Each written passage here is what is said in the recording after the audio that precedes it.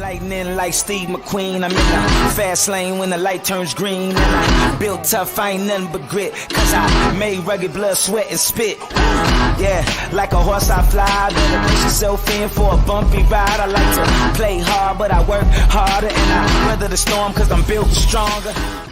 What is up, ladies and gentlemen? We are back. We are live. It's the Freight Coach Podcast, the top podcast in transportation, coming to you guys every single weekday, 8:30 a.m. Pacific, 10:30 Central, to break down some industry headlines. But most importantly, provide some actual insight into what you can do with all of this information.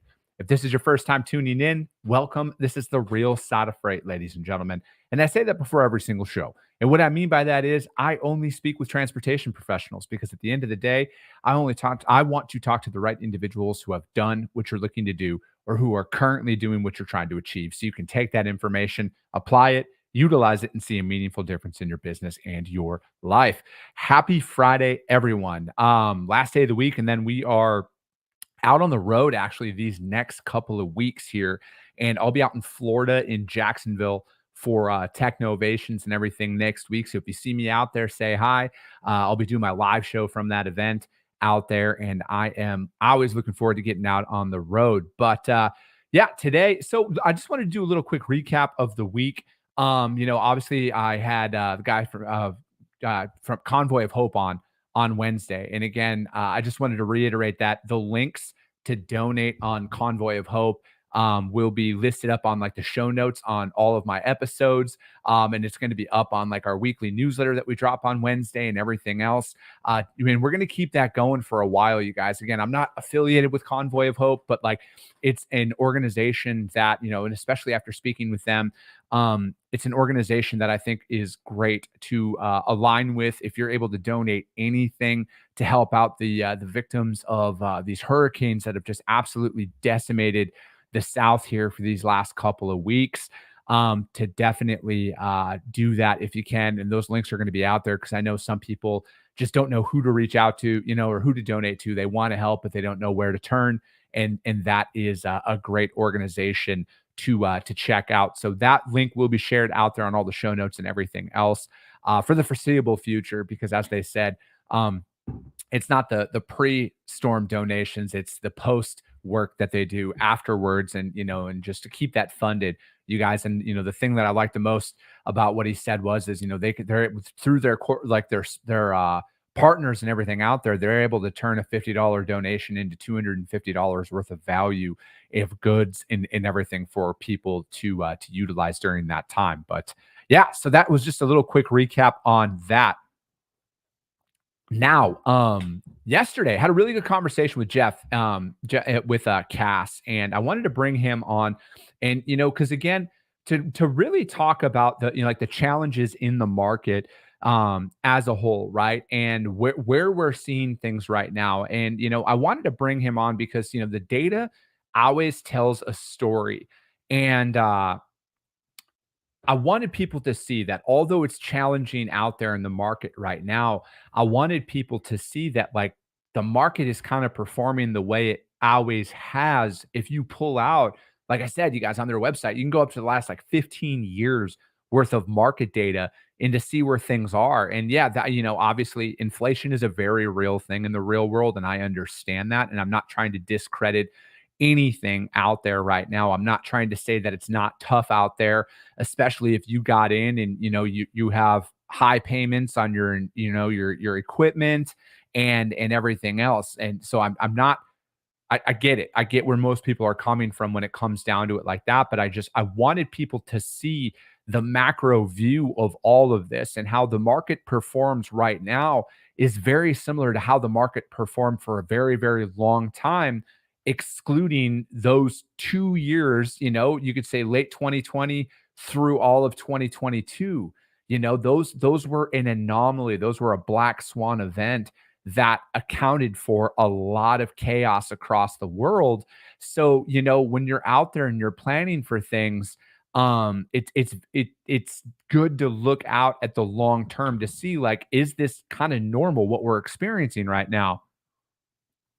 And everything that you see out there in the market really paints this is a normal freight market picture. I mean, I don't know if most people just forgot the way that things worked pre 2020 and everything else. But it is, it's one of those things that, this might be how things are. And I think that, to survive in business and everything else, it really needs to focus in, and you really need to focus in on the health of your operation. It is literally paying attention to every dollar that you have coming in, and saving as much as you possibly can for those rainy days, because the rainy days are going to come, and they're going to come more often than not out there. So I feel like that's one of the big things to really pay attention to, because we could sit here and hope all we want that things are going to change and get better. And I think mainly a lot of the people just want it to be easy again, right?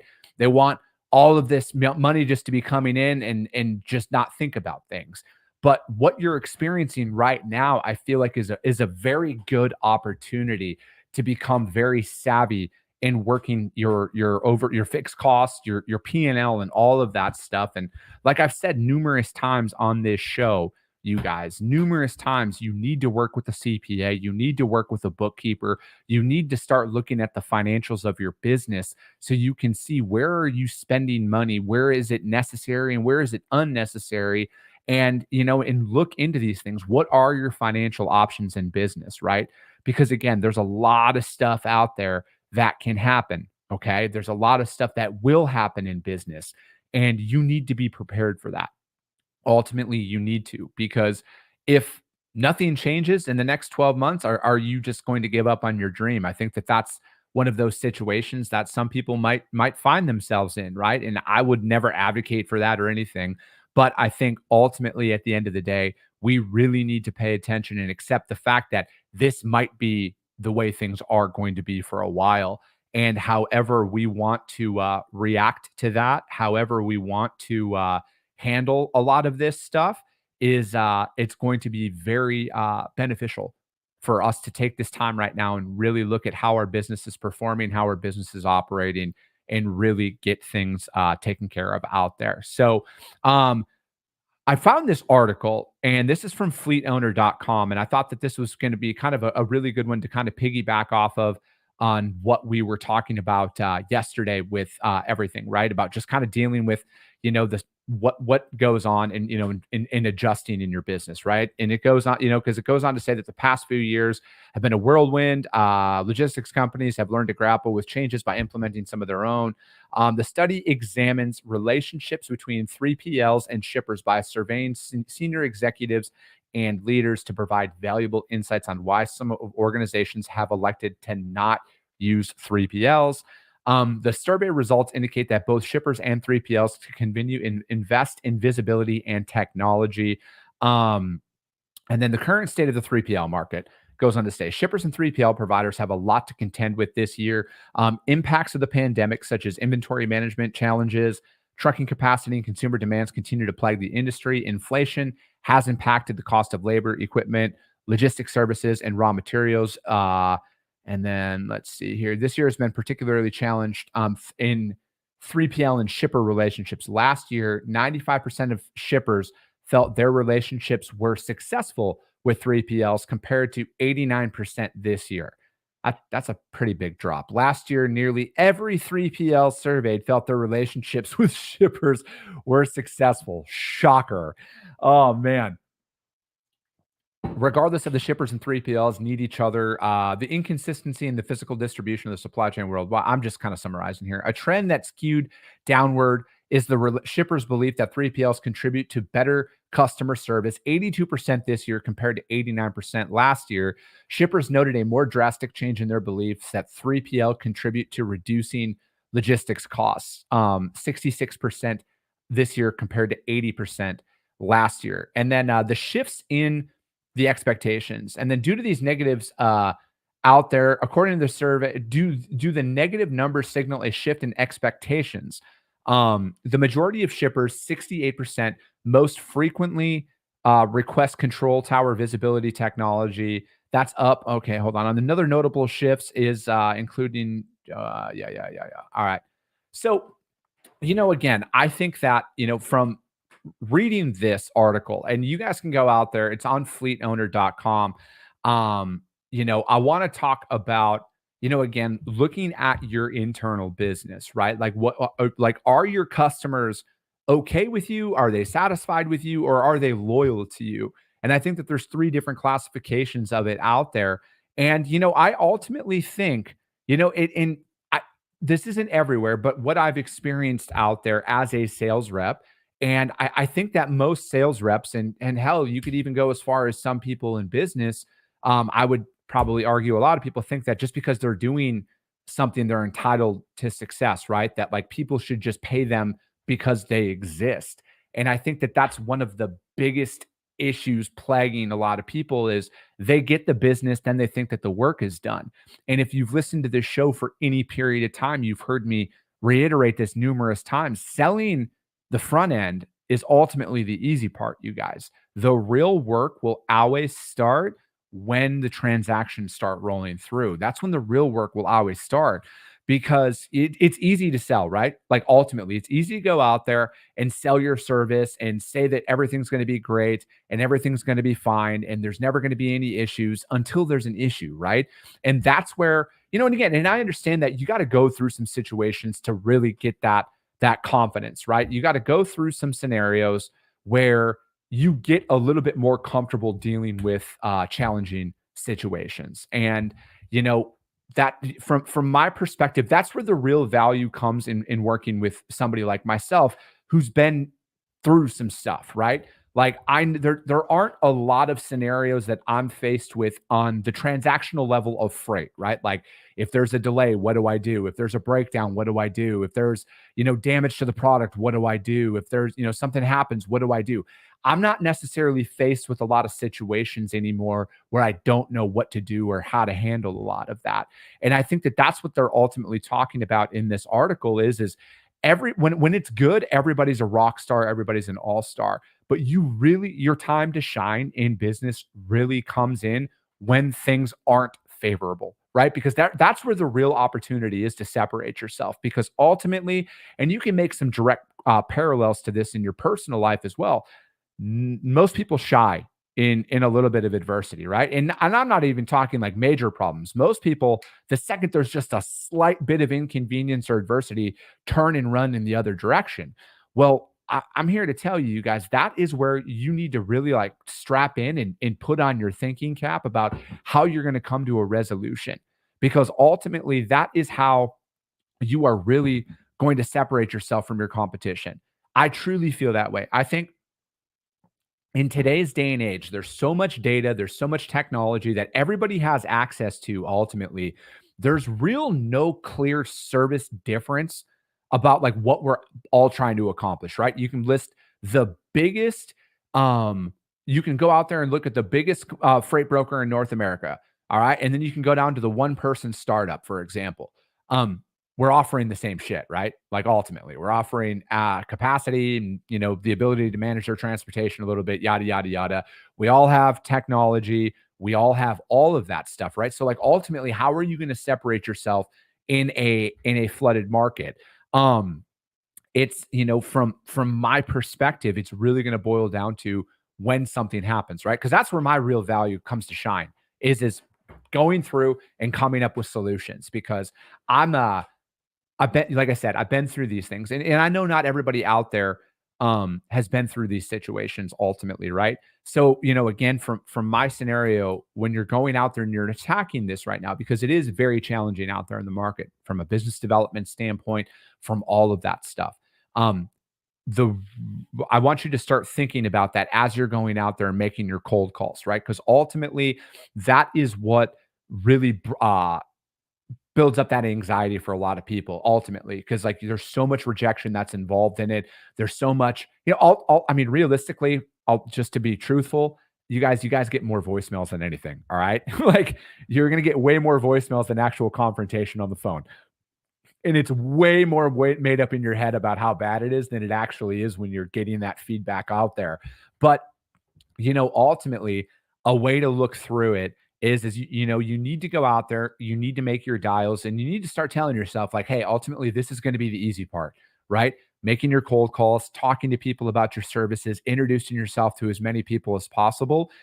that's going to ultimately be the easy part, because the real work is always going to start when the transactions start moving. And then really when it boils down to it, because ultimately, guys, trucks showing up on time and delivering on time, as I've said numerous times, is the expectation. There's not a ton of value in that. Yes, it's valuable, but like that's kind of your job, right?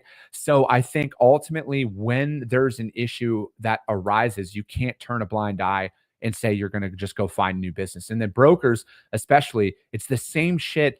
And I'm not just saying this on the customer side, it's on the carrier side as well. The fact that some brokers out there completely disregard the carrier in this entire transaction is insane to me. It is absolutely insane. Carriers and customers are 1A and 1B of importance.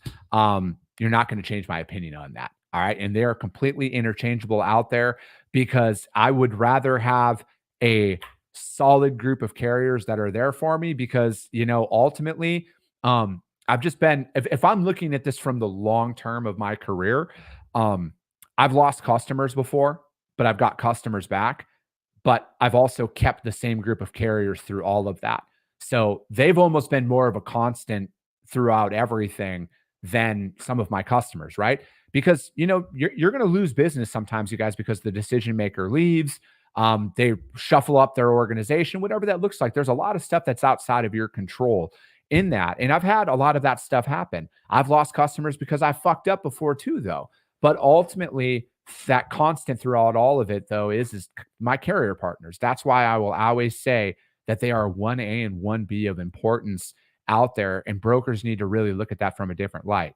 So I think a lot of the volatility in stuff that we're seeing out there is going to continue. I truly do. I think it's going to continue. I don't see anything changing anytime soon, right? And it's easy to sit here and say, oh, 2025. But again, what if the way things are right now happen in 2025, 2026? We don't know, right? Ultimately, nobody knows. There's a lot of stuff riding on a lot right now.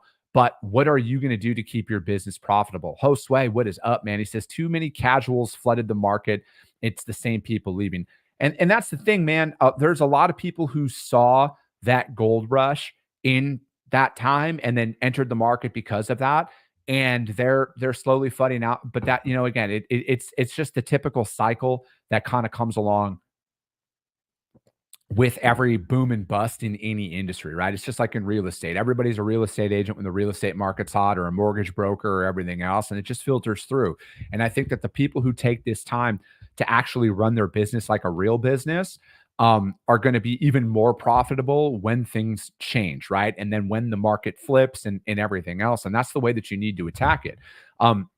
It's just what you signed up for out there. And Josue, please keep posting all of your videos, man. I like them. I watch them every time that you post. I love seeing those out there, man. But, I think that, the challenges that are in the market, I think that everything that's going on out there is just part of it, right? So I think you really need to accept the fact that there's a lot of stuff that is outside of your control, but you need to focus on controlling your controllables most importantly, especially in your business. All right. You need to control your controllables. You need to find out what it is that you can improve upon. And then ultimately, you just got to stick with it, because, and this is why I love, if you guys don't follow Andy Frisella, I would highly recommend you guys go out there and follow him, listen to his podcast, the Real AF podcast, talking about business and everything else, because you guys, it takes so much longer than you think to build up something sustainable. And you're going to go through a ton of shit, right? Like, I know that there's a lot of people, and it's flooded into LinkedIn right now about this whole, give up your paycheck style talk out there. And, again, I'm an entrepreneur through and through, right? Like, I love this game. But ultimately, there's not a lot talked about the real side of what you will face out there. Because it's very expensive to run a business. It is very expensive to run a business. And I think people would be shocked at, my little operation, right? Like, I'm a small business, right? And I'm not going to talk about my numbers on the show or anything like that. But if you saw my fixed costs, if you saw my P&L, you'd probably be pretty surprised on what it is, what goes into running this, right? And then you amplify that into a brokerage or a trucking company and everything else. And I just think that it's doable, right? You can go out there and you can make it happen. I want to be abundantly clear, but it costs a lot more than people think. It costs a lot more. You have to personally guarantee way more than you think, especially when you first get started out. Like everything is going to be on the line for you when you go out there and start a business and everything else. But there's no better time to do it than right now. I really think that. I think that most people are just going to continue to focus on how do I find an easier way? And you need to look at it as, how can I get better in my business? And how can you really separate yourself out there in the market? Because this is literally the hardest thing you're ever going to do. I mean, there's so much stuff that pops up throughout time that you just don't think about when you have the blinders on of, oh, hey, I just started this business. I'm going to be a millionaire in 30 days. And then the reality of things start to come in. And that's why, again, that's what makes you a more valuable person or a more valuable entrepreneur is the more situations you find yourself in, the better you're going to become at decision making and everything else out there. Because, nobody's got a plan for this, right? Like ultimately, you guys are creating your own blueprints. You guys are creating your own systems, your processes and everything. And then after a while, once you find out, after you've applied some of these systems for a while, and then you find out that they're wrong, guess what? It's on you to change them, find out what you did wrong, and adapt and make those things happen, right? So I think ultimately, no matter what is happening in the macroeconomics of things and in the market and everything else, you got to focus on what you can control, right? Because, like, again, I'm a small business. I can't control what goes on in large corporations on the amount of inventory they buy and all of that. I can't control any of that stuff. I can control my daily actions, and I can control setting up those disciplines to hold myself accountable to make my outreaches every single day to grow my business. And then when I do get that opportunity, I don't take anybody's business for granted. I don't take any of these opportunities that I have in my companies as I'm entitled to them, because again, it's an ROI. People need to see the benefit of working with you over somebody else, and you got to continue to deliver that day in and day out. So I think that, no matter what happens out there, you know, we can't control a lot of it, but you can control your business. You can control educating yourself on how do you become more, effective in your company, right? Like I said, it's working with the right people, looking at, if you don't have a bookkeeper, hire a bookkeeper. If you don't have a CPA, hire a CPA, become more financially literate in how things operate. And I think that long term, that is going to be the most beneficial thing for you in business. That's going to help you sustain the low markets. That's going to help you excel in the high markets and everything else. And then again, like we've talked about numerous times on the show, but I think it's very important to talk about, especially after everything that's kind of been going on with, the storms, port shutdowns, and everything else. Learn from these situations, you guys, because ultimately success leaves clues. All right.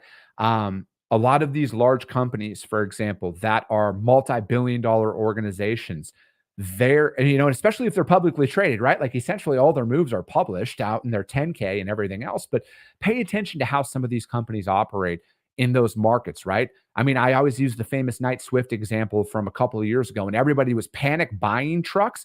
They were selling their excess trucks. They were selling their equipment and everything else, right? And I'm not saying that, if you're not in a place to do that, if you have one truck, obviously, but again, pay attention to that stuff, learn from some of these companies and start applying them into your business, whether you're a small, medium, or large business. There's a lot of stuff that you can do during this time to get this all worked out and to kind of righten your ship. Because again, if you have your company right now and it's not performing the way that you want it to perform, regardless of what's happening in the market, it is on you to fix it. All right. And that's the beauty of it. You got to learn. You got to learn from all of these lessons, and you got to make those necessary changes. And then you got to point that ship in the right direction, because people are going to win in this market. All right. People are going to win in this market. People are going to add more customers. People are going to add more revenue. They're going to expand. They're going to grow. They're going to do all of that. All right. And you need to look at that somebody's going to win during this time, and it needs to be you. All right. You need to win. If you are a business owner, you need to win. Your livelihood depends on it, just like it does in my business and everything else. And I will figure it out. And if I can figure it out, anybody can figure it out. But that is going to be it for today, ladies and gentlemen. We will be back on Monday. As always, you guys, if you guys got value in what you heard, subscribe to the show. All right. If you're looking for a good organization to donate money to help out with the victims of the hurricanes out there, Convoy for Hope. The link is going to be in the show notes on the audio only replay on iTunes and Spotify. You can find it out there and everything, you guys. But I appreciate each and every one of you who tune into this show, you guys. It's wild to be a part of it. And I can't thank you guys all enough for that. But that's going to be it. I appreciate you guys. I love you guys. And we'll be talking to you soon.